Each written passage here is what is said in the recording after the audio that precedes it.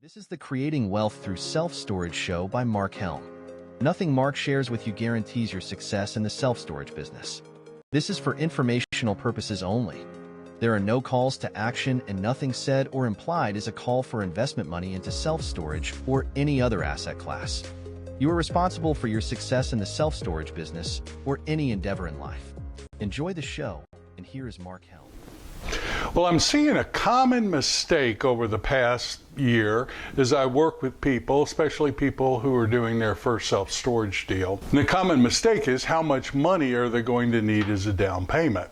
So what many people will do is call the bank. Bank will say, especially if it's an SBA loan, we'll do a 90% or 85% loan. They underwrite the deal at 95 or 85%, and then are quite surprised when they got to bring more money to the table.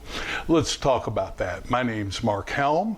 I'm the author of Creating Wealth Through Self-Storage, and I'm the creator of the Quickstart Academy, which houses all of the training that I offer, both free, like this, and paid for.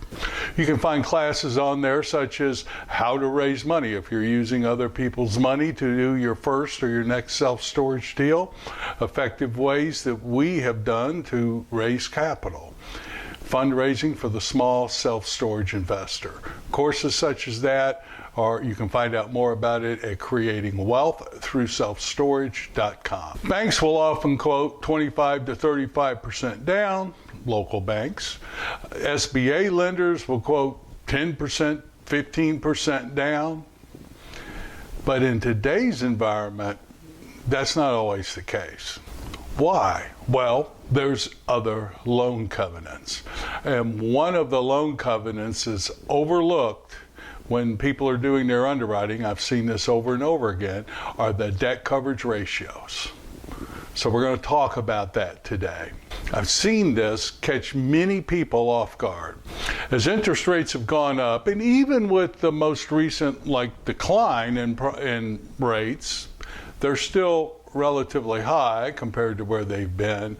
Debt coverage ratio plays a key role, and it's critical that as a small self-storage investor, you figure this out up front before you go to the bank, than finding out about it after the bank does their own underwriting. So let me share with you what I'm talking about. Here's an example. I was recently working with someone who had called in a national SBA lender. They quoted, yes, we can do a 90% loan on an existing project. They said, great. So they underwrote it. The numbers look good to them, and they put the property under contract. And then when I looked at it, I told them, you're going to need more than 10% going down on this thing. So let me share with you what I'm talking about. In this particular case, they had put under contract a 33,725 square foot existing self-storage facility for $2.8 million. The net operating income minus operating expenses before debt and capital improvements, etc., reserve fund, the NOI was $252,281. Good NOI. That person had planned on doing an 85% loan to value on an SBA 504 loan. So I'd worked with that particular bank before, and I looked at their underwriting, and I could quickly tell they were going to need more than 15% down on that deal. Let me show you the math on that particular project. That bank had a 1.25% debt coverage ratio. So what that means is that the NOI needs to be 125% more as a minimum threshold than their loan payments.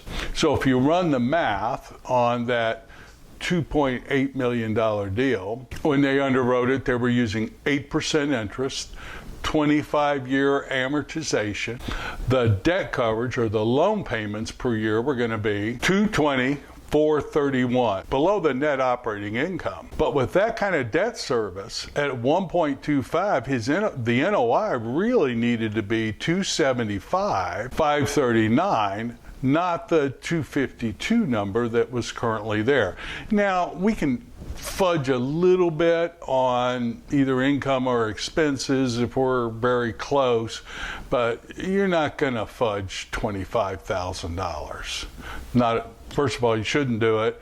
Second of all, the banking is going to do their own underwriting too. So they needed to bring about another $25,000 to the table as down payment to hit their debt coverage ratio on that particular deal. Now, this person chose not to do that. Now, back in the day, in 2019, for example, if that same loan would have probably been about 5.25%, yes, SBA interest rates are higher than bank loans, but their amortization is longer, so the payments are about the same. But on that same SBA loan, it would have probably been 5.25%.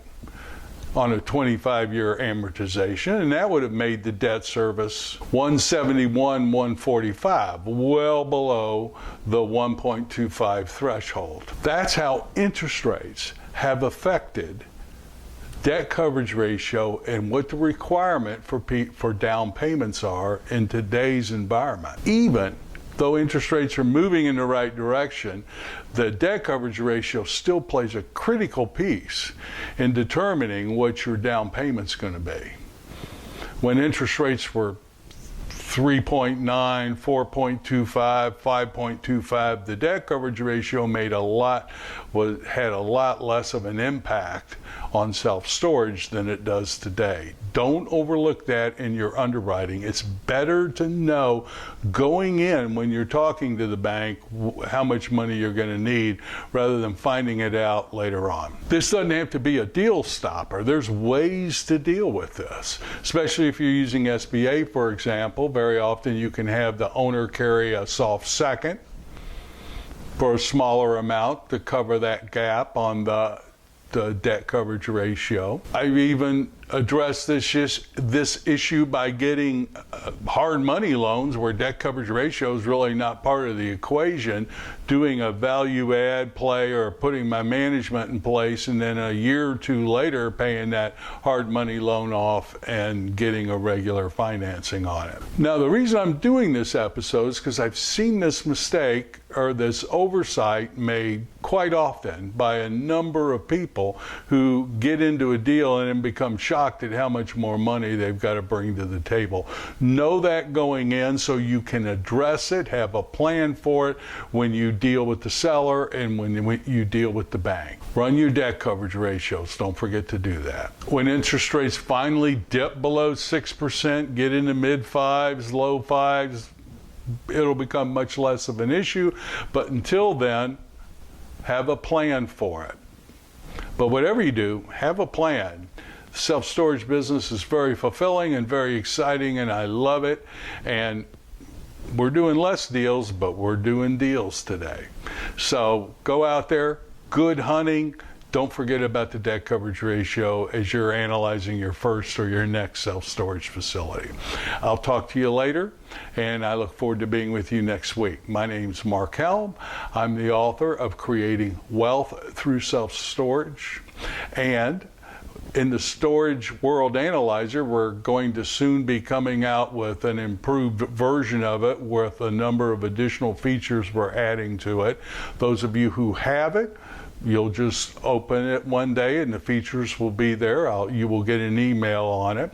But one of the calculations we're going to have on there is debt coverage ratio. And we use the Storage World Analyzer every day as we're analyzing deals and looking at opportunities, and it creates great reports when you go to the bank.